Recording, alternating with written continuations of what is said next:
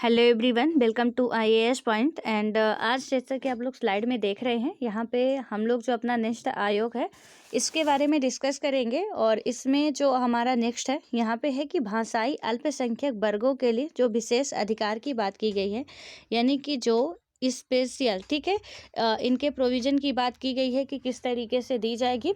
इनके बारे में डिस्कस करेंगे कि इनके लिए भी पर्टिकुलर एक आयोग बनाया गया है। तो सबसे जो इम्पोर्टेंट चीज़ होती है आप लोगों के लिए, जो कि मैं डेली कहती हूँ, तो वहाँ पे है कि आप लोग सीधे से अपना नोट्स निकाल लीजिए और साथ में पेन, क्योंकि जहाँ पे भी आप लिखते जा रहे हैं इसे साथ साथ लिखते जाइए, ताकि क्या हो कि जब भी आप रिवाइज करो ना, तो आपको बार बार ऐसा ना हो कि नहीं अब हमें ये चीज़ें रिकॉल करनी है। बिकॉज क्या होता है ना कि हमारा जो माइंड है, तो चीज़ें हमारे माइंड में रहती, बट एंड टाइम पे जब हमें फिर से रिकॉल करना पड़ता है तो वो कंठस्थ हो जाती हैं। लेकिन रिकॉल करने के लिए भी तो कुछ हमारे पास होना चाहिए। तो फिर तो आप अब यहाँ आओगे, वीडियो देखोगे, वो खोजोगे, नहीं मिल पाएगा। ठीक है, बेहतर है कि आप लोग नोट्स बना लें, एक बार देखें, काम खत्म। दोबारा देखने की या सर्च करने की गूगल में, वीडियो में, कहीं भी कोई ज़रूरत ना पड़े। आपके पास नोट्स है, आप उसे उठाएं, दिन में एक बार, दो बार या हफ्ते में जब भी आपको टाइम लगे उसे रिवाइज कर लें। तो ये नोट्स बनाने का आपके लिए फ़ायदा होता है। और नोट्स किस तरीके से बनाना है, जो रेगुलर मेरे साथ है उनको बहुत अच्छे तरीके से पता होगा। और जो मैं बोलती हूँ कि लिखना, बस उतना ही लिखना है, उसके आगे की कोई चीज़ें नहीं लिखनी है। कि जितना बुक में लिखा हुआ है उतना आप छाप लो, आप बोलो कि हमारी नोट्स बन गई। तो वो नोट्स नहीं, दूसरे आप लक्ष्मीकांत सर ही पैदा हो गए, जो कि आपने पूरी बुक ही लिख डाली है। तो ऐसा कुछ नहीं करना है, ठीक है। तो आई होप कि आप सभी लोगों को चीज़ें प्रॉपरली समझ में आ रही हैं। उनके लिए मैं बोल रही हूँ जो रेगुलर हैं, जो अभी न्यू है तो हो सकता है उनको थोड़ा दिक्कत हो, बट जो रेगुलर हैं उन्हें चीज़ें समझ में आ रही होंगी, ऐसा मैं उम्मीद करती हूँ। और यदि नहीं आ रही हैं तो आप लोग बिल्कुल बता सकते हैं, कहीं पे कोई भी डाउट है। हालांकि पूरे जितने भी डाउट होते हैं वो क्लास में क्लियर करने की कोशिश की जाती है। सो हमने जो हमारे अभी हम पढ़ रहे थे संवैधानिक आयोग, दैट मीन्स कॉन्स्टिट्यूशनल बॉडी जो है, तो इनके बारे में चर्चा कर रहे थे। और जब यहाँ पे हम लोग देख रहे थे तो हमने देखा था कि कुछ इंपॉर्टेंट निकाय हैं जो कि हमारे संवैधानिक निकाय माने जाते हैं, जैसे निर्वाचन आयोग हो गया, union public service commission, state public service commission यानी कि यूपीएससी जो आपका कहते हैं, या आपका जो स्टेट लेवल के जितने भी पीसीएस एग्जाम होते हैं वो हो गए। आपका निर्वाचन आयोग की तो बात कर चुके हैं। उसके बाद वित्त आयोग है आपका, ठीक है। देन उसके बाद हमने देखा कि जो जीएसटी काउंसिल बनाया गया था, एससी एसटी के लिए जो आपकी राष्ट्रीय आयोग बनाए गए हैं, इनकी भी हमने चर्चा की। ये भी एक संवैधानिक आयोग है। तो एक क्वेश्चन तो ऑलरेडी हमारा यहीं से तैयार हो जाता है कि भाई क्वेश्चन पूछा ही जाएगा, पूछा जाता है हमेशा, ठीक है, कि संवैधानिक आयोग निम्न में से ये कैसा आयोग है, दे दिया जाएगा, ठीक है। तो वहाँ से आपको ये बताना पड़ेगा संवैधानिक है, सांविधिक है, कानूनी है, किस तरीके का है, या गैर संवैधानिक है। तो जब आपको पता होगा तो अच्छे तरीके से आप उसे पुट अप कर पाएंगे। तो अब यहाँ पे आज हम पढ़ेंगे भाषाई अल्पसंख्यक वर्गों के लिए जो विशेष अधिकारी हैं, यानी कि स्पेशल ऑफिसर फॉर जो हमारे लैंग्विस्टिक माइनॉरिटीज है, यानी कि भाषा के आधार पर। इनके बारे में भी कुछ बनाया गया था, जो अधिकारियों का चयन किया गया था, वो किस अधिकार के कैसे क्या था, इसका पूरा हम लोग इतिहास समझने वाले हैं, ठीक है। लिखना उतने ही पॉइंट है जितने मैं बोलूँगी, ज़्यादा चीज़ें आपको नहीं लिखनी है। और हाँ, ये भी है कि पूरी कहानी उतने ही पॉइंट के इर्द गिर्द घूमेगी जो मैं बताने वाली हूँ। तो देखिए यहाँ पे यदि हम बात करें संवैधानिक उपबंध की, तो संवैधानिक उपबंध, और आप में से सबसे पहले स्टार्ट करने से पहले मैं आप लोगों को बता दूं कि जिनके पास भी एम लक्ष्मीकांत सर की बुक का जो 5th एडिशन होगा, क्योंकि ये जो हिंदी में है वो 5th एडिशन के, ठीक है। तो वो अभी उसमें आपका मैंने जब पढ़ाया एससी एसटी, तो उसमें मैंने बताया था कि पहले ये आयोग साथ में ही काम करते थे, और एक साथ में काम करता था ओबीसी, इसका यानी कि जो अदर बैकवर्ड क्लासेस थी या पिछड़ा वर्ग आयोग था, बैकवर्ड क्लासेस थी, उनके बारे में भी कौन देखता था, उनके बारे में भी यही एससी एसटी के जो आयोग थे वो देखते थे। लेकिन इसे 2018 में अलग किया गया है, और संशोधन नंबर भी मैंने बताया था। तो ये आपके लिए होमवर्क है, आप अभी बताओ कि संशोधन नंबर क्या था इसका, ठीक है। तो इसके लिए आपके जो 6th एडिशन आया है लक्ष्मीकांत का, उसमें आपको ये अलग से चैप्टर मिलेगा। तो इसलिए आपको इसको स्किप नहीं करना। हालांकि जो मेरे साथ जुड़े हैं उनको तो मैं अभी इसके बाद ही मैं पढ़ाऊंगी, कल आपका यही चलेगा हमारा जो राष्ट्रीय पिछड़ा वर्ग आयोग है। लेकिन 6th एडिशन वालों को मैं बता, जो 5th वाले पढ़ रहे हैं उस बुक से, तो थोड़ा ध्यान दीजिएगा आप लोग, ये चीज़ें आपको ऐड करनी पड़ेगी, किसके लिए अब अलग से कमीशन बन चुका है, राइट। तो अब यहाँ पे देखें संवैधानिक उपबंध, देखो इसमें क्या हुआ था कि सबसे ज़्यादा यानी कि भाषाई अल्पसंख्यक वर्गों के लिए विशेष अधिकारी के संबंध में कोई प्रावधान नहीं है। यानी कि जैसे यहाँ पे अधिकार नहीं है, अधिकारी वर्ड है, ठीक है, ध्यान दीजिएगा। अधिकार और अधिकारी में बहुत अंतर है। अधिकार हम सबके पास होता है, अधिकारी तो हम सबका कोई एक ही होता है, ठीक है। तो यहाँ पे क्या बताया गया कि जो भारत का हमारा कॉन्स्टिट्यूशन है, इसमें यानी कि जो लैंग्विस्टिक माइनॉरिटी थी, इन वर्गों के लिए कोई भी विशेष अधिकारी का प्रावधान नहीं था। और बाद में क्या हुआ कि राज्य पुनर्गठन आयोग जब आता है 1953 से 55, और जो स्वर्ण सिंह कमेटी आई थी, आपको याद हो, 1956, ठीक है। तो सॉरी, स्वर्ण सिंह में भी फजल अली या स्वर्ण सिंह, 1 मिनट, इसे क्लियर कर ही लेते हैं। हाँ जी, तो यहाँ पे जो हमारा है फजल अली आयोग है, ठीक है, जो कि क्या बात की गई थी, राज्यों के पुनर्गठन के लिए। देखिए यहाँ पे अब आपको एक पॉइंट नोट करना है। पहले तो आपने हेडिंग डाल ही लिया होगा जो चैप्टर का नाम है, राइट। अब इसमें संवैधानिक उपबंध में कुछ नहीं लिखना कि संवैधानिक उपबंध क्या है, सीधे से आपको क्या लिखना है कि जो राज्य पुनर्गठन आयोग है ये कब आया था, ठीक है। तो देखो 1953 में इसका क्या किया गया था, गठन किया गया था। किसके लिए, राज्यों के पुनर्गठन आयोग के लिए। थोड़ा सा मैं इसकी हिस्ट्री आपको समझा दूं कि हुआ क्या था कि हम 1947 में आज़ाद होते हैं। आपको पता है कि हमारे देश में उस टाइम तक 1947 तक भारत और पाकिस्तान एक ही था, ठीक है। यहाँ पे क्या राजा रजवाड़े काम करते थे, यानी कि रियासतें चलती थी, और उन्हीं पे कुछ तो ब्रिटिश अपने आधिपत्य में कर लिया था। फिर उसके बाद पूरा नियम कानून 1946 में आती है कैबिनेट मिशन, जो कि आपकी संविधान बनाने के लिए काम करती है। तो ये काम चल ही रहा होता है कि हम आज़ाद होते हैं 1947 में। जब हम 1947 में आज़ाद होते हैं तो पूरा राष्ट्र जो था हमारा बिखरा हुआ था। देसी रियासतें जो है ना, जैसे आप मान लो कर्नाटक का एग्जाम्पल लो, तो कर्नाटक में सिर्फ ऐसा नहीं था कि अभी हम कर्नाटक पूरा एरिया ले रहे हैं। वहाँ पे छोटी छोटी मतलब इतने एरिया में यहाँ यहाँ यहाँ यहाँ हर एक यहाँ पे मतलब कि कुछ आप बीघे पे देखेंगे या कुछ मतलब ज़्यादा नहीं, 100-200 किलोमीटर की डिस्टेंस पे ही वहाँ पे आपको क्या मिल जाता था, उससे भी कम की डिस्टेंस में वहाँ पे रियासतें मिलती थी, रजवाड़े मिलते थे, ठीक है, और वो शासन करते थे। और इससे क्या होता था कि एक ही इलाके में, इतने इलाके में मतलब कि कम से कम नहीं सैकड़ों यहाँ पे शासन करने वाले होते थे। उन सब की अपनी लड़ाइयाँ अलग से चल रही हैं। वहाँ पे एमपी की बात करो, यहाँ पे भी मतलब ऐसे भोपाल में अलग, रीवा में अलग, छतरपुर में अलग, ग्वालियर में अलग, हर जगह पे अलग अलग अपना जमा के बैठे थे। तो इससे क्या हुआ कि अब दिक्कत ये हो चुकी थी कि भारत तो अब हमें एक यूनिटी पे लेके चलना था, और यदि हम ऐसे बिखरे हुए राष्ट्र में कुछ करेंगे तो हो नहीं पाएगा। मान लीजिए कि हम तो बहुत बड़ी, देखिए, त्रासदी से ही एक तरीके से कह सकते हैं आपके उभरे थे, क्योंकि एक तो ब्रिटिशर्स यहाँ से गए, और जब गए तो क्या करके गए थे, हमें बहुत गंदे तरीके से ना चूस के गए थे। यानी कि चूस के मतलब गए थे कि वो होता ना कि पके आम को, गांव में होता है कि सिटी मतलब कि आप देखोगे शहरों का स्टाइल होता है कि भाई चक्कू से काट वाट के खा लो, गाँव का होता है कि आम पका और उसको पेड़ से तोड़ो निकालो आप, और उसको मतलब ऐसे दांत से चूस के छिलका भी नहीं निकालना, उसका रस रस निकल आएगा पूरा, और इस तरीके से चूस डालो कि उसका मतलब एकदम से क्लीन हो जाए। तो इसी तरीके का यहाँ पे भी ये करके गए थे कि हमारे ऊपर से तो वो कवर चढ़ा हुआ था उसका, ठीक है, मतलब कि वो ऐसा दिखावटी कर रहे थे कि हम आपके लिए कर रहे हैं। यहाँ तक कि गांधी जी ने भी कहा था कि भारत में जो विकास हो रहा है ना, उसका श्रेय ब्रिटिशर्स को जाता है। लेकिन जब जलियांवाला हत्याकांड हुआ था तो फिर उन्हें समझ में आ गया था कि अब उनका जो श्रेय है ना, ये हमारे विकास के लिए नहीं, कुछ अपने ही फायदे के लिए है। तो यहाँ पे भी कुछ वही कर रहे थे वो लोग कि दिखावटी में कर रहे थे कि हम आपके फायदे के लिए कर रहे हैं। अब जहाँ पे होता है ना कि जब एक घर के आप 10 बंटवारे कर दोगे तो दूसरा तो आके आपको भड़काएगा ही। दूसरा मतलब कि देखो, घर में 2 भाई हैं, 2 भाइयों के बीच में क्या हुआ कि झगड़ा हुआ, जब आप अलग अलग रखने लगे तो क्या होगा कि तीसरा तो आपका फायदा उठाएगा, ठीक है। जब तीसरा आपका फायदा उठाएगा तो आपका घर और भी खंडित होगा। जैसे एग्जाम्पल समझिए कि हाथ की ये जो 5 उंगलियां हैं, ठीक है, हमारा हाथ है, हाथ की 5 उंगलियां खुली हैं, इनमें कोई ताकत नहीं, कोई भी एनर्जी नहीं है। लेकिन यानी कि हम जब एक घर में अलग अलग रह रहे हैं तो हमारे पास कोई एनर्जी नहीं है। जैसे ही हम क्या किए कि जो हाथ की ये 5 उंगलियों की हमने मुट्ठी बना दी, तो अब क्या हो गया है, हमारे पास इतनी ताकत आ चुकी है कि एक मुट्ठी से हम यानी कि एक ही पंच से किसी का मुंह फोड़ सकते हैं। वही 5 उंगलियां थी, जो यहाँ पे ये खुली हुई थी कि इनका कोई भी ताकत नहीं था, लेकिन जैसे ही इन्हें हमने इकट्ठा किया वैसे ही ये किसी का मुंह तोड़ने के लिए काम आ गई हैं। तो आप समझ सकते हो कि यूनिटी में कितनी ताकत होती है।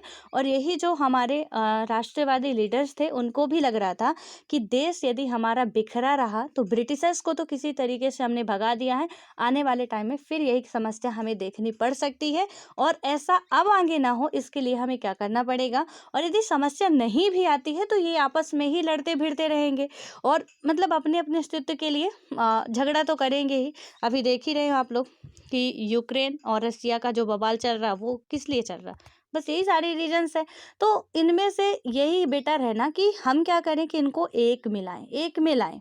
और यही कोशिश भी की गई सरदार वल्लभ भाई पटेल जी को, जो स्टैचू ऑफ यूनिटी बना गुजरात में, तो वो उन्हीं के नाम पे इसीलिए बनाया गया था, स्टैचू ऑफ यूनिटी रखा गया। यूनिटी मतलब एकता होती है, ठीक है, इसीलिए रखा क्योंकि राष्ट्र को एक करने का काम उन्होंने ही किया था। तो कुछ तो मतलब इतने ज़्यादा परेशान होके ऑलरेडी मिल चुके थे, कुछ क्या किए नौटंकी कर रहे थे, जैसे कश्मीर और जूनागढ़ हैदराबाद रियासतें थी तो इनको भी मिला लिया गया फिर, ठीक है। वो कैसे मिलाया गया है, तो ये जो तीनों हैं, जूनागढ़ में जो आपको बात करो तो जन्म संग्रह, गुजरात वाला जो एरिया था यहाँ पे जन्म संग्रह करा लिया गया। हैदराबाद में तो हैदराबाद के जो निजाम थे वो ज़्यादा नौटंकी बता रहे थे, तो वहाँ पे पुलिस फोर्स भेजी गई और सैन्य बल से उसे अपने कब्जे में कर लिया गया। क्योंकि अब बीच में हो तुम, या तो अलग से राष्ट्र बनाने की मांग कर रहे हो या कह रहे हो कि हम किसी में नहीं मिलेंगे, तो ऐसा होगा नहीं कि इतना मतलब हमारा इंडिया है इतना प्यारा सा, अब इसमें तुम बीच में क्या कर दो, यहाँ पे आके बता दो कि हम एक देश ही बना लेंगे, हम एक अपना साम्राज्य ही बनाएंगे। तो फिर मतलब होता है ना कि एक ही मछली पूरे तालाब का पानी गंदा कर देगी तो सारी मेहनत ही बेकार कर सकते हैं, कभी भी भड़क सकते हैं। इन्हें भी मिला लिया गया और विलय पत्र के द्वारा जम्मू कश्मीर को मिला गया। क्वेश्चन यहाँ से भी बनते कि किसके द्वारा किसको मिलाया गया। तो ये सारी चीज़ें होती है, ठीक है। तो इनके लिए क्या किया गया कि गठित करने का तो काम किया गया, लेकिन अब जो बात आती है कि भाई इनका एरिया वगैरह कैसे मतलब डिसाइड किया जाए, तो वो सारी चीज़ें सरदार वल्लभ भाई पटेल जी ने तो वो सारी मतलब कि लोगों को अपने उसमें हाँ मतलब कि यदि बात करें तो अपने फेवर में कर लिया था। लेकिन दिक्कत यहाँ पे ये थी कि जैसे हम कहते हैं एमपी यहाँ से यहाँ तक है, ठीक है, एमपी का इतना क्षेत्रफल है, यूपी का इतना क्षेत्रफल है, बिहार का इतना क्षेत्रफल है, वो कैसे है, किस तरीके से हुआ, कैसे हमें इन्हें अलग करना है, कैसे इनके नाम देना है, किस आधार पर एक राज्य को बनाया जाए, उसके लिए कई सारी कमेटियाँ गठित की जाती है, ठीक है। जैसे जेबीपी कमेटी हो गई जो राज्यों के पुनर्गठन के लिए ही गठित की जाती है। तो इनमें होता है कि जेबीपी कमेटी ने कहा था कि आप भाषा के आधार पर राज्यों का पुनर्गठन कर दो। ये थोड़ा गड़बड़ मामला था। देखो भाषा के आधार पर आंध्र प्रदेश जो राज्य था, तो जो श्री रामुल पोट्टी जो थे वो 56 दिन के अनशन में बैठे, उनकी डेथ हो गई, तो उन्हें भाषा के आधार पर क्या करना पड़ा था कि अलग राज्य बनाना पड़ा था। सबसे पहले यही बना था 1953 में, ठीक है, जो कौन था, आंध्र प्रदेश था। लेकिन दिक्कत ये थी कि भाषा के आधार पर सिर्फ बना दे तो फिर दिक्कत हो जाएगी कि जो अल्पभाषी लोग हैं उनको, मान लो एमपी में ऐसा मैं बात करूँ कि सिर्फ एमपी में हिंदी बोलने वाले लोग हैं तो जी नहीं, हिंदी बोलने वाले नहीं है, फारसी बोलने वाले भी हैं, उर्दू बोलने वाले भी हैं, संस्कृत बोलने वाले भी हैं, तो फिर उनके साथ प्रॉब्लम्स हो जाएगी यदि सिर्फ आप भाषा के आधार पर करते हो। तमिल में देखिए, तमिल में भी जरूरी नहीं कि सिर्फ तमिल लोग ही मतलब कि वहाँ के लोग तमिल भाषा ही बोलते हों, तो ऐसे थोड़ा दिक्कत हो रही थी। फिर आती है फजल आयोग कमेटी जो कि 1953 में गठित की जाती है। और जब आप पढ़ेंगे कि संघ एवं इसका जो क्षेत्र है, जो चैप्टर है आपका, इसमें पूरा डिटेल आपका लक्ष्मीकांत की बुक में ही दिया गया है। वहाँ पे जब राज्यों के पुनर्गठन की बात की जाए तो वहाँ पे आप लोग पूरा देखेंगे, ठीक है। तो इनमें क्या किया गया कि फजल अली कमेटी जो है बैठाई गई राज्यों के पुनर्गठन के लिए। बहुत इंपॉर्टेंट क्वेश्चन, बहुत ज़्यादा लिख लीजिए प्लीज़। तो यहाँ पे क्या होगा कि जो 1953 में किस आयोग का गठन किया गया था, फजल अली आयोग, यहाँ पे नुक्ता लगेगा। तो जो फजल अली आयोग है आपकी, इनका गठन किया गया था, ठीक है। ये कुछ गलत लिखा है, यहाँ पे होगा फजल अली आयोग, ऐसे होना, ठीक है। तो इन कमेटी का गठन किया गया कब, 1953 में किया गया था। इन्होंने रिपोर्ट कब पेश की थी, 1955-56 में, ये बात याद रखनी है। और ये भाषाई आधार तो लिया ही था, लेकिन साथ साथ उनकी प्रशासनिक और उनका जो मतलब कि अदर लोग थे उन सबको देखते हुए यहाँ पे इस कमेटी ने अपनी रिपोर्ट रखी थी। और इसी के आधार पर फिर क्या किया गया कि राज्यों का पुनर्गठन किया जाता है। अब आते हैं इसमें, ये कहानी तो मैंने इतने की समझाई है, अभी आगे तो अभी बढ़े ही नहीं है। देखिए अब आगे बात करें तो इसमें क्या हुआ था कि 1956 में 7वें संविधान संशोधन अधिनियम के अनुसार संविधान में क्या किया गया था कि भाग आपका ये कितना कहलाएगा यहाँ पे 17, ठीक है। ये जो भाग है हमारा 17 कहलाएगा और इसमें क्या किया गया था 350 का खा क्या जोड़ा गया था, क्योंकि अनुसूचित जाति और जनजाति के लिए जो आयोग था वो भाग था 16 और ये भाग कौन सा आता है 17। यहाँ पे 350 का खा जोड़ा गया और कौन सा संविधान संशोधन हुआ था, तो याद रखिएगा 7वां संविधान संशोधन हुआ था जिसके तहत 14 राज्य बने थे, 6 केंद्र शासित प्रदेश बने थे। तो कौन कौन मतलब कि कौन सा संविधान संशोधन हुआ था 1956 में, 7वां हुआ था, 14 राज्य बने थे। तो आप में से हो सकता है कि कहीं एमपी वगैरह से आते होंगे, तो एमपी के लिए भी मैं बता दूं, जो एमपीपीसीएस वाले हैं वहाँ पे पूछा जाता है, आपकी बुक में भी जब आप एमपी स्पेशल पढ़ेंगे वहाँ पे भी मिलेगा राज्यों का पुनर्गठन। तो ये किस आधार पे एमपी का गठन हुआ था, कौन से संविधान संशोधन के तहत, तो हुआ था कौन से संविधान 7वें। फिर छत्तीसगढ़ जब अलग हुआ उसके लिए अलग संविधान संशोधन आता है। अब यहाँ पे बात करें हम कि इस अनुच्छेद में कुछ उपबंध दिए गए थे, वो कौन कौन से थे कि जो भाषाई अल्पसंख्यक वर्गों के लिए एक विशेष अधिकारी होगा, कौन, जिसे नियुक्त कौन करेगा, राष्ट्रपति नियुक्त करेंगे। यानी कि भाषाई अल्पसंख्यक के लिए अधिकारी होगा और जिसे नियुक्त किया जाएगा राष्ट्रपति के द्वारा। जितने भी अभी राष्ट्रीय आ रहे हैं हम देख रहे हैं कि राष्ट्रपति ही नियुक्त कर रहा है, जो एक राज्य स्टेट पीसीएस आया था वहाँ पे राज्यपाल करेंगे, ठीक है। अब आता है कि एक विशेष जो अधिकारी का यह कर्तव्य होगा कि वह संविधान के अधीन भाषाई अल्पसंख्यक वर्गों के लिए क्या करेगा, उपबंधित रक्षोपाय से संबंधित सभी विषयों का अन्वेषण करेगा, राष्ट्रपति को ऐसे सभी मामलों की रिपोर्ट भी दे करेगा। देखो ओवरऑल यदि हम बात करें तो जो एससी एसटी में पढ़े हैं वही सारे काम इनके भी हैं कि जो भी माइनॉरिटी है वो कौन से लैंग्वेज के आधार पर जो भी है तो उनके लिए एक अधिकारी का चयन किया जाएगा और वो सारी मतलब कि उनका मतलब कि किस तरीके से उन्हें ज़रूरत है, कहाँ पे उनको कमियां महसूस हो रही हैं, क्या हो रहा है, कहाँ पे उन्हें दबाया जा रहा, उन सब का काम ये करने वाले हैं। दैट्स इट, और कुछ नहीं है, ठीक है। पहले भी ये सारी चीज़ें पढ़ चुके हैं। अब मेन बात यहाँ पे जो जानने लायक है ना ये है, यहाँ पे ये है कि संविधान भाषाई अल्पसंख्यक वर्गों के लिए विशेष अधिकारी की जो योग्यता है और इसका जो सेवा शर्त है, कार्यकाल है, वेतन एवं भत्ता आदि का संबंध यहाँ पे उल्लेख नहीं करता है। हमारे संविधान में इसका कोई भी उल्लेख नहीं है कि इनका कार्यकाल कितना होगा। तो जब भी आपसे कहा जाए कि जो भाषाई अल्पसंख्यक के लिए अधिकारी का चयन किया गया है उसका कार्यकाल 5 वर्ष है, उसका कार्यकाल 3 वर्ष है, उसका कार्यकाल 4 वर्ष है, तो भावनाओं में मत बह जाना आप लोग, क्योंकि इसके लिए कोई भी टाइम पीरियड फिक्स नहीं है, राइट। तो यहाँ पे आप ये बिल्कुल दिमाग में बैठा लीजिएगा और इसको नोट कर लीजिए कि इसका जो टाइम पीरियड है कतई फिक्स नहीं है। संविधान में ये है वेतन भत्ता कितना मिल रहा है ये भी चीज़ें फिक्स नहीं है। अब आता है यहाँ पे कि जो भाषाई अल्पसंख्यकों के लिए कुछ आयुक्त, ठीक है। तो यहाँ पे आयुक्तों की बात करें तो अनुच्छेद 350 का खा इसके अनुसार 1957 में क्या किया गया, भाषाई अल्पसंख्यकों के लिए एक विशेष अधिकारी के कार्यालय की स्थापना की गई और इस अधिकारी को भाषाई अल्पसंख्यकों के लिए आयुक्त यानी कि कमिश्नर का पदनाम भी दिया जाता है। और इसका जो मुख्यालय है कहाँ पे है, उत्तर प्रदेश में, ठीक है, इलाहाबाद में, तथा बेलगाम कर्नाटक, चेन्नई तमिलनाडु, कोलकाता पश्चिम बंगाल में इनके 3 क्षेत्रीय कार्यालय है और प्रत्येक कार्यालय का जो उपायुक्त है असिस्टेंट कमिश्नर होता है। देखो यहाँ पे उपायुक्त भी मतलब कि उनकी भी नियुक्ति की गई है। और इसमें जो है कि हमारे यदि देखें क्या क्या बातें कही गई हैं तो सीधा सही किसका जो हेडक्वार्टर है, भाई इसका हेडक्वार्टर भी है, ठीक है। तो इसका जो हेडक्वार्टर है जैसे यूपीएससी वगैरह का भी हेडक्वार्टर है, इसका भी है, कहाँ पे है, इलाहाबाद में है। और ये इलाहाबाद कहाँ पे है, यूपी में है। और इसके बाद जो कि इसका नया नाम क्या, प्रयागराज।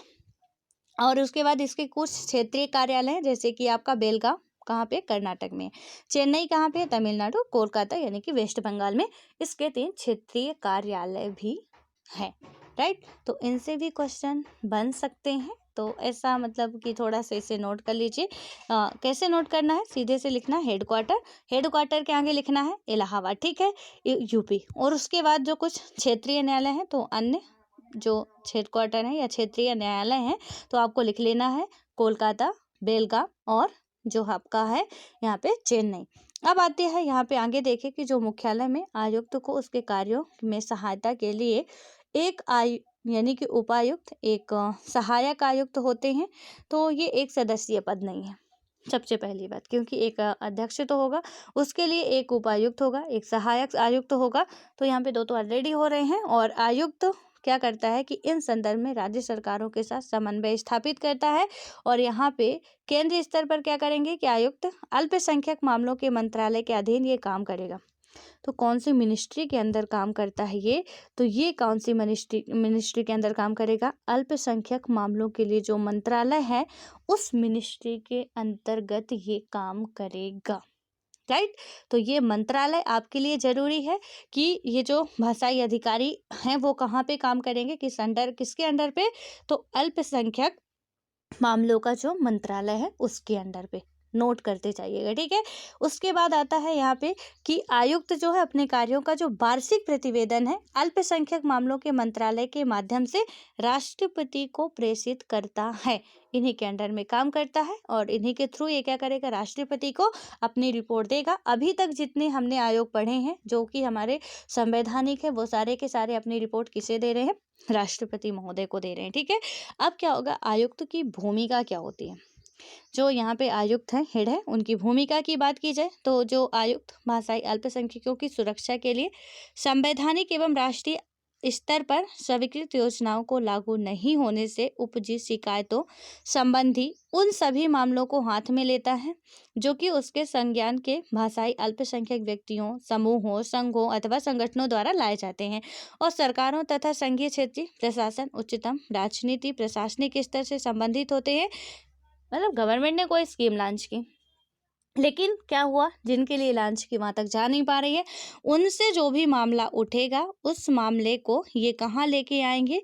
ये जो अधिकारी हैं, ये इनका काम होगा कि ये राष्ट्रपति महोदय तक पहुँचाए। राष्ट्रपति महोदय का काम होता है कि जितनी भी रिपोर्ट्स आती हैं वो संसद में रखे और संसद का काम होता है कि उस रिपोर्ट पर काम किया जाए, उस पर देखा जाए कि ये काम यहाँ पे अभी गड़बड़ है। और सबके पास ऑलरेडी है कि मिनिस्ट्रियाँ सौंपी गई हैं, पूछा जाएगा जो अल्पसंख्यक के लिए मिनिस्ट्री है कि भाई ये आपको काम सौंपा गया था, आपने इसको पूरा क्यों नहीं किया गया है। तो ये पूरा प्रोसेस चलता है, ठीक है। तो इनकी जो मेन भूमिका होती है वो सिर्फ इसीलिए है कि इनके मतलब कि जब भी इन्हें कोई असुविधा या असहज महसूस करेंगे, इनको संस्कृत को लेके हो गए, इनकी भाषा को लेके हो गया, इनके अधिकार को लेके हो गया। तो देखो, इंडिया में आपको अल्पसंख्यक किसे कहते हो? हम अल्पसंख्यक उससे कहते हैं जहाँ पे एक आप देख रहे हो कि ये हमारा पूरा देश है, ठीक है। तो कुछ इलाकों में क्या करें कि मान लीजिए कि हिंदू हैं, हिंदू कितने में रह रहे हैं आपके? इतने पार्ट में हिंदू रह रहे हैं, ठीक। ये हो गए आपके हिंदू, इंडिया की मैं बात कर रही हूँ। तो उसके बाद हो गया कि इतने में रह रहे हैं मुस्लिम। अब इसके बाद यहाँ पे आ गया कि ये दोनों है, हिंदू के कंपेयर में मुस्लिम कह सकते हो आपके अल्पसंख्यक है, बट आप ऐसा नहीं कहोगे क्योंकि ठीक ठाक है इनका रेशियो है इंडिया में। लेकिन अब जब बात करेंगे कि यहाँ पे इतने हो गए सिख, ठीक है, इतने हो गए यहाँ पे पारसी, उसके बाद यहाँ से इतने आपके हो गए कुछ जो ईसाई लोग हो गए, उसके बाद यहाँ से कुछ जो अदर क्लास के हो गए, ठीक है, अन्य जो हो गए। तो अब देखिए कि इतने में तो ये दो बढ़ गए, अब इतने इतने में ये आ रहे हैं। तो ये इनकी कंपेयर में, हिंदू की कंपेयर में ये क्या कहलाएंगे? ये सब कहलाएंगे कि माइनॉरिटीज़ कम्युनिटी, जो कम्युनिटी होती हैं। या तो आप देखें कि यहाँ पे भाषा के आधार पे बात करें तो इतने हो गए हिंदी बोलने वाले, इतने हो गए उर्दू बोलने वाले। तो यहाँ पे जो अलग भाषा भाषी के लोग हैं उनको कष्ट होने लगा। धर्म की ही ऐसे ही बात ले लीजिए कि जो अल्पसंख्यक होगी उनका धर्म अलग है, उनके बातें अलग है, उनका विश्वास, जो भी अपना तरीका है कार्य कर चल, वो सब कुछ अलग है। लेकिन फिर भी उन्हें यदि कोई भी चीज़ की समस्या हो रही है, लेकिन देश के नागरिक तो वो भी हैं, जीने का अधिकार उनके पास भी है। गवर्नमेंट की प्रॉपर स्कीम्स का प्रॉफिट उन्हें भी मिलना चाहिए और यदि नहीं मिल रहा है तो ये हमारे राष्ट्र के लिए संकट की बात है। अब इनके लिए आवाज़ कौन उठाएगा? भाई इनको तो देखने का टाइम नहीं, क्योंकि ऑलरेडी ये इतना ज़्यादा है कि अपने में ही मगन है, ठीक है। इनके पास भी इतना है कि अपने का ही नहीं देख पा रहे हैं, दूसरों का क्या देखेंगे। बात अब ये फंसेंगे बेचारे, बुरे तरीके से फंसेंगे क्योंकि कोई देखने वाला नहीं। इसलिए ध्यान दिया गया कि उनको देखने के लिए उनके ही क्षेत्र का एक अधिकारी बना दिया जाए और वो क्या काम करेगा कि उसका सिर्फ काम होगा कि यदि सिख के लिए बनाया गया तो वो सिर्फ इनका ही देखेगा, यदि यहाँ पे पारसियों के लिए बनाएगा वो इनका ही देखेगा, किसी और का नहीं देखेगा। जैसे एससी एसटी के लिए बनाएगा। और इससे क्या होगा कि इनकी बातें, और लोकसभा, राज्यसभा, विधानमंडल, राज्य में हर जगह पे सीटें रिजर्व की गई हैं कि एससी के लिए इतनी, एसटी के लिए इतनी, एंग्लो इंडियन के लिए इतनी। तो वो इसीलिए की गई है, जो भाषाई अल्पसंख्यक है उनके लिए भी सीटें रिजर्व की गई हैं, इसीलिए ताकि वहाँ के प्रतिनिधि ही उसमें पार्टिसिपेट करें और वही इसमें भाग लें और वो सारी चीज़ें आके मंत्रालय में बताएं। ठीक है। हालांकि जो अभी न्यू होंगे उनके बहुत सर के ऊपर से उड़ रहा होगा, लेकिन जिन्होंने मेरे साथ एनसीईआरटी पढ़ी होगी और जो लगातार पढ़ रहे हैं उनके लिए ये बहुत हलवा चीज़ें हैं, कोई इतना बड़ा इशू नहीं है। और देखिए इनका जो लक्ष्य है वो क्या है, आयुक्त की दृष्टि एवं लक्ष्य की यदि हम बात करें, इनके विजन की और इनके टारगेट की बात की जाए तो यहाँ पे क्या है कि अल्पसंख्यकों के लिए संवैधानिक सुरक्षा को प्रभावी तरीके से लागू करने के लिए कार्यान्वयन का जो कार्यान्वयन तंत्र है उनको मजबूत करने के लिए, सक्षम बनाने के लिए और अल्पसंख्यक भाषाएं बोलने वालों को समावेशी और समेकित विकास के लिए उन्हें समान अवसर प्रदान करना ही इसका मेन टारगेट है। यानी कि इसकी मेन दृष्टि या इसका मेन जो लक्ष्य कहें, विजन कहें, वो है। उसके बाद इसके टारगेट की बात करें तो यह सुनिश्चित करना है कि सभी राज्य, संघीय क्षेत्र भाषाई अल्पसंख्यकों के लिए संवैधानिक सुरक्षा तथा राष्ट्रीय सहमति प्राप्त सुरक्षा योजना को प्रभावी कार्यान्वयन करके क्या करेगा, समावेशी यानी कि सस्टेनेबल डेवलपमेंट के लिए उन्हें समान अवसर उपलब्ध कराएंगे। सबका साथ सबका विकास मोदी जी का नारा है। ठीक है। और यहाँ पे सबका साथ सबका विकास, इसके आगे कुछ और जोड़ा गया था, मुझे याद नहीं आ रहा, आप लोग बताइएगा। अब यहाँ पे आ रहा है कि कार्य एवं उद्देश्य, इसके कार्य क्या है, तो भाई इनका कार्य जरूरी है और कुछ मत जानिए पर कार्य जानना जरूरी कि काम क्या क्या है। तो भाषाई अल्पसंख्यकों को प्रदान की गई सुरक्षा से संबंधित सभी मामले जो भी होंगे उनका क्या करना है, अनुसंधान करना है। भाषाई अल्पसंख्यकों को प्रदान की गई संवैधानिक तथा राष्ट्रीय सहमति प्राप्त सुरक्षा के कार्यान्वयन की स्थिति पर भारत के राष्ट्रपति को प्रतिवेदन देना है। सुरक्षा के कार्यान्वयन को यानी कि प्रश्नावलियों या हम देखें कि दौरों, सम्मेलनों, संगोष्ठियों, बैठकों तथा समीक्षा प्रक्रिया आदि के माध्यम से अनुश्रवण करना है। उद्देश्य क्या है, तो समावेशी विकास, राष्ट्रीय अखंडता के लिए भाषाई अल्पसंख्यकों को समान अवसर उपलब्ध कराना। इनके लिए क्या करना है कि यहाँ पे उपलब्ध सुरक्षा के संबंध में जागरूकता पैदा करना है। और इसके बाद हम देखें कि जो संविधान में प्राप्त जो भी सुरक्षा है, अन्य जो भी इनके लिए सुविधाएं दी गई हैं, वो सब चीज़ें इन्हें बताना या इनको वहाँ तक मतलब कि उनकी सारी पहचान कराना। भाषाई अल्पसंख्यकों की सुरक्षा से संबंधित जो भी शिकायतें हैं, निवारण है, इन सब का काम भी करना इन्हीं का धर्म है, कर्म है। ठीक है। तो ओवरऑल जितने भी आप पढ़ रहे हो, क्या पढ़ रहे हो यहाँ पे कि जो भी चीज़ें हम लोग देख रहे हैं, यानी कि देखा जाए तो इसमें भाषाई आयोग हो, चाहे आपका अल्पसंख्यक के लिए हो, चाहे आपका एसटी हो, चाहे आपका एससी हो, चाहे कोई भी हो, ये इसीलिए बनाया गया है ताकि राष्ट्र का जो एक व्यक्ति पर बर्डन है वो ना पड़े, इससे अलग अलग कर दिया जाए। तो यहाँ पे एससी के लिए सिर्फ एससी कैटेगरी का मेंबर होगा, वही देखेगा। एसटी के लिए सिर्फ एससी कैटेगरी का मेंबर होगा, वही देखेगा। भाषा के लिए बात करें तो इनके लिए, माइनॉरिटीज के लिए इनके ही एरिया का या इनके ही कम्युनिटी का मेंबर होगा, वही देखेगा इनके कामकाज। बस इसलिए इसको यहाँ पे रखा गया था। एंड आई होप कि आप ये समझ पाए होंगे कि मतलब समझना क्या है यार, सीधा सा है फंडा कि जितनी भी बातें इसमें दी गई हैं, ठीक है, तो उन सब का काम धाम सब कुछ एक ही है। याद रखो कि राष्ट्रपति को राष्ट्रपति को ही प्रतिवेदन देने वाले, चाहे वो केंद्र सरकार की कोई रिपोर्ट हो, चाहे राज्य सरकार की कोई रिपोर्ट हो, सौंपना ही नहीं राष्ट्रपति को ही। फिर राष्ट्रपति कहाँ पे देते हैं, क्योंकि ये हम पढ़ रहे हैं राष्ट्रीय आयोग। देखो नाम से भी काफ़ी चीज़ें हमें क्लियर हो जाती हैं। जब हम राज्य के आयोग पढ़ेंगे कुछ होंगे तो उनके लिए ऑब्वियस है कि राज्यपाल आएगा, लेकिन अभी हमसे राष्ट्रपति याद रखिएगा क्योंकि राष्ट्रीय आ रहा, नेशनल आ रहा, राइट। तो अब आई होप कि आप समझ चुके होंगे अभी तक इन्होंने कितनी रिपोर्ट प्रस्तुत कर चुके हैं। तो 52 ये रिपोर्ट का जो मतलब यहाँ पे दिया गया संख्या वो 6 एडिशन में भी यही है, 52 ही बताया गया है कि अभी तक जो प्रतिवेदन दिए जा चुके हैं इनके द्वारा वो कितने हैं, वो आपके हैं 52 ही दिए जा गए हैं। तो इन सब चीज़ों को याद रखना है। आर्टिकल नंबर और पार्ट क्या है एक बार फिर से बता दूं, भाग 17 है, 350 का खा है, और जो SC ST के लिए था वो 338 था। भाग कौन सा था? भाग 16 था, ध्यान रखिएगा। ठीक है, अब आते हैं कि जो हमारा है यहाँ पे, देखिए ये सीधे आपका कैग आ गया होगा। हाँ, इसमें यही आ गया है, जो हमारा भारत का नियंत्रक एवं महालेखा परीक्षक है। बट यहाँ पे नियंत्रक एवं महालेखा परीक्षक से पहले हम OBC के लिए जो आयोग है उसके बारे में चर्चा करेंगे, बिकॉज लेटेस्ट का है और क्वेश्चन बनने की ज़्यादा संभावनाएं हो सकती है। सो हमें किसी को नहीं छोड़ना है। देखो, हम कहते हैं हमारा सिलेक्शन नहीं होता, गलती हम करेंगे और फिर सज़ा तो हमें ही भुगतनी पड़ेगी। तो इसलिए है कि प्रॉपर तरीके से पढ़ा जाए, क्योंकि सिलेक्शन तो होता है तो वो उनका मतलब वो भी इंसान ही होते होंगे, कहीं अलग से नहीं पढ़ते होंगे, बुक ही पढ़ते होंगे, पढ़ने का अपना अपना तरीका है। तो सिलेक्शन तो होता है, ऐसी बात नहीं है। किस तरीके से पढ़ना, कैसे तैयारी करना, उस पर डिपेंड करता है कि हमने क्या किया, कितने साल हमने बर्बाद कर दिए इधर उधर भटकने में, और कितने मतलब कि हम एक डेडिकेट होके किसी एक बुक को ही फोकस करते रह गए। और आप में से जो भी व्यक्ति हैं, यही मेरा उनसे सजेशन है, निवेदन, आप जो भी समझे कि आप यदि एक यहाँ पे रिसोर्स ले रहे हो तो प्लीज़ दूसरा मत उठाइए।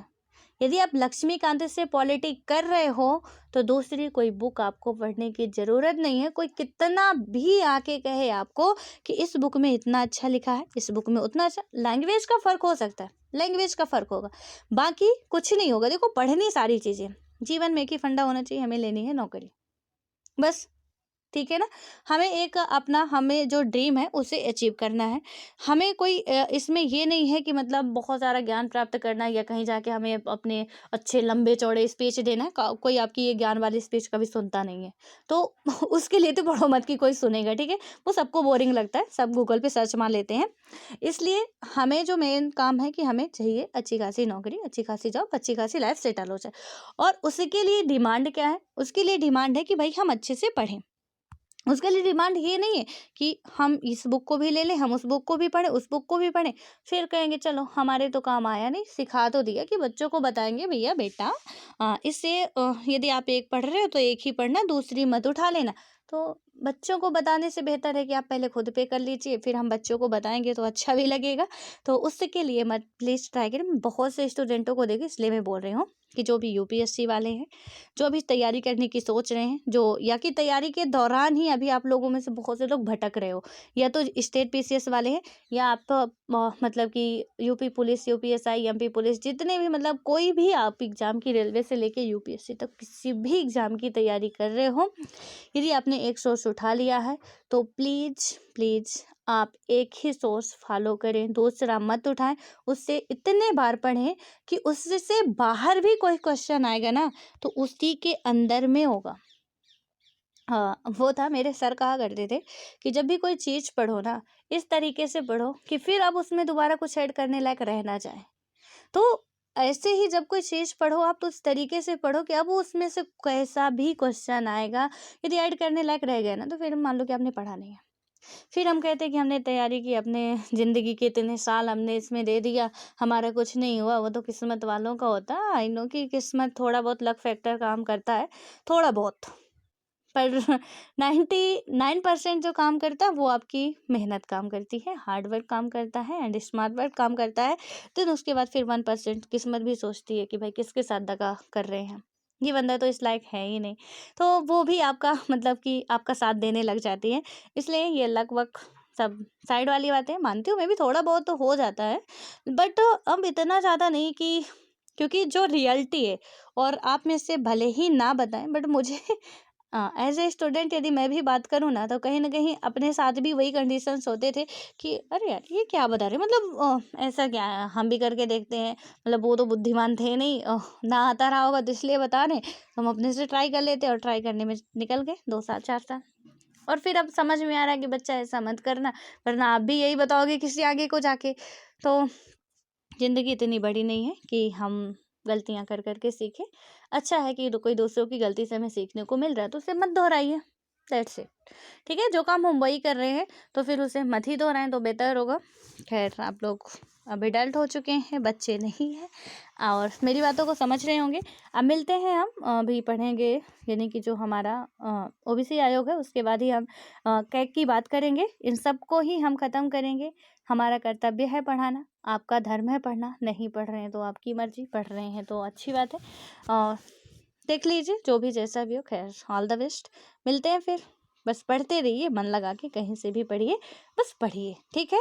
और 10-15 मत पढ़िए, मैं फिर बोलूँगी सिर्फ एक ही पढ़िए, बेटर होगा। चाहे आप मुझसे पढ़ें, चाहे किसी और से पढ़ें। और आपने देखा होगा एक टाइम बाद आपको ऑलरेडी समझ में आने वाला है कि भैया जो ये बता रहे हैं वही वो सामने वाला भी बता रहा है, बस थोड़ा बहुत लैंग्वेज का फ़र्क होगा। क्योंकि जो लक्ष्मीकांत सर ने लिख दिया है तो वो हम भी बताएंगे, वो दूसरा भी बताएगा, तीसरा भी बताएगा, चौथा भी बताएगा। उसमें से कोई हम लोग अलग नहीं करने वाले हैं, कुछ यूनिक नहीं होने वाला है।